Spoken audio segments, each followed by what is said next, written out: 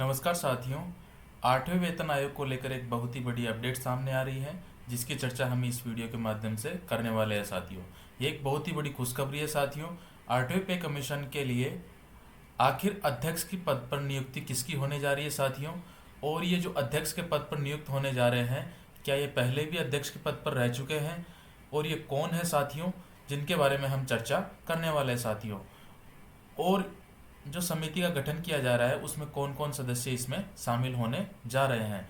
एनसीजेसीएम के जो सचिव है साथियों, शिव गोपाल मिश्रा, उनके द्वारा जो लेटर जारी किया गया है, जो 22/4/2025 को जो मीटिंग थी, इसके आयोजन के बाद उन्होंने एक लेटर जारी किया गया था, और विभिन्न जो कर्मचारी संगठन है साथियों, उनसे जो रिपोर्ट मांगी थी उन्होंने 20/5/2025 तक, उसके बारे में भी हम चर्चा करने वाले हैं साथियों।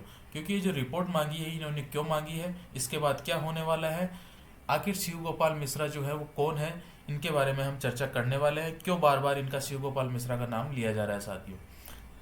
जो भी साथी नया है वो चैनल को सब्सक्राइब जरूर कर लें। शुरू करते हैं आज का वीडियो और देखते हैं आज की खुशखबरी साथियों।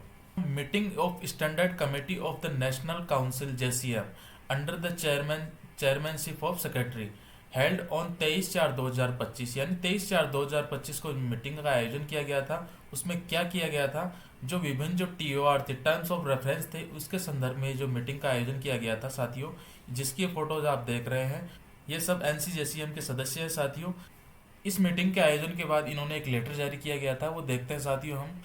ये साथियों एक लेटर है जो शिव गोपाल मिश्रा सचिव के द्वारा, जो एनसीजेसीएम के सचिव है, उनके द्वारा जारी किया गया था साथियों। ये बहुत ही इंपॉर्टेंट लेटर है साथियों आप लोगों के लिए। इन्होंने लिखा है, प्रिय साथियों, 22/4/2025 नई दिल्ली में राष्ट्रीय परिषद की स्थायी समिति के कर्मचारी पक्ष के सदस्यों की एक विस्तारित बैठक का आयोजन किया गया, जिसमें 8वें वेतन आयोग को प्रस्तुत किए जाने वाले सामान्य ज्ञापन की तैयारी हेतु तौर तरीकों पर चर्चा की गई। साथियों क्या होता है, जैसे पिछले 7वें वेतन आयोग में किया था, उसी तरीके से इन्होंने 8वें वेतन आयोग में करने की तैयारी।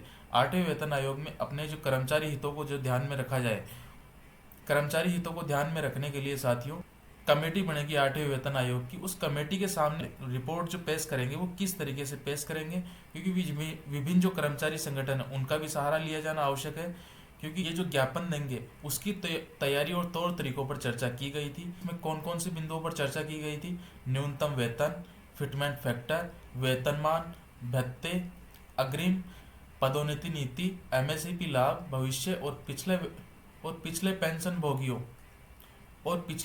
भोगियों को पेंशन संबंधित लाभ आदि, तथा केंद्र सरकार के कर्मचारियों और पेंशन भोगियों को अन्य लाभ शामिल होंगे। बैठक में निम्नलिखित प्रतिनिधि उपस्थित रहे साथियों। जब 8वां वेतनमान लगेगा, फिटमेंट फैक्टर जो आएगा उसके अकॉर्डिंग हमारा वेतन भी रिवाइज होगा, फिटमेंट फैक्टर कितना हो, अन्य जो कर्मचारी संगठन है उनसे सभी से राय ली जा रही है साथियों।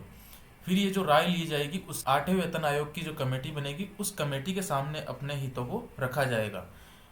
आगे देखते हैं साथियों हम, ये जो ऊपर नाम लिखे हुए हैं साथियों, जो एनसीजेसीएम की जो मीटिंग थी उस मीटिंग में शामिल हुए थे साथियों। 8वें केंद्रीय वेतन आयोग को प्रस्तुत किए जाने वाले साझा ज्ञापन को तैयार करने के लिए कर्मचारी पक्ष द्वारा अपनाए जाने वाले तौर तरीकों के संबंध में चर्चा के बाद सर्वसम्मति से निम्नलिखित निर्णय लिया गया।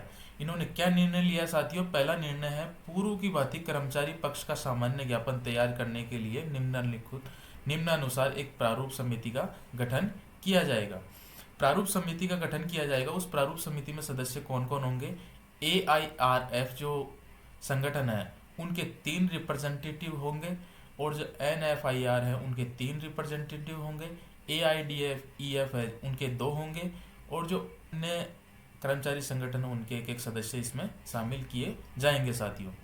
2 नंबर का जो डिसीजन इन्होंने क्या लिया है साथियों, संबंधित संगठन जो है 30/4/2025 को या इससे पहले अपने स्टाफ साइट सदस्यों को नामांकित कर सकते हैं साथियों। अगला जो डिसीजन है उन्होंने क्या लिया था साथियों, उपरोक्त समिति ज्ञापन तैयार करने के लिए जून माह में किसी समय स्टाफ साइट कार्यालय नई दिल्ली में बैठक आयोजित करेगी। तिथियों का निर्धारण संबंधित सदस्यों के परामर्श से किया जाएगा। अगला पॉइंट क्या है साथियों, प्रारूप समिति द्वारा ज्ञापन को अंतिम रूप दिए जाने के बाद उससे अंतिम रूप देने के लिए कर्मचारी पक्ष संगठन की बैठक इस पर आगे की चर्चा की जाएगी। और जो अंतिम डिसीजन इन्होंने लिया था साथियों 6 नंबर का, वो क्या है, सभी घटक सभी संगठन को अपने अपने विभाग से संबंधित मुद्दों पर 8वें केंद्रीय वेतन आयोग को व्यक्तिगत ज्ञापन प्रस्तुत करते समय राष्ट्रीय परिषद जेसीएम के कर्मचारी पक्ष के साझा ज्ञापन का समर्थन करना चाहिए।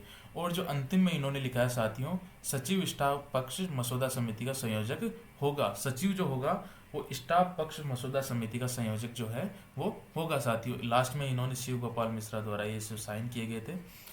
अब देखते हैं साथियों, हम जो 8वें वेतन आयोग के लिए जो कमेटी का गठन किया जा रहा है उसमें किन किन मेंबर्स के नाम शामिल होने के लिए जा रहे हैं साथियों। सबसे पहला नाम आता है अशोक कुमार माथुर।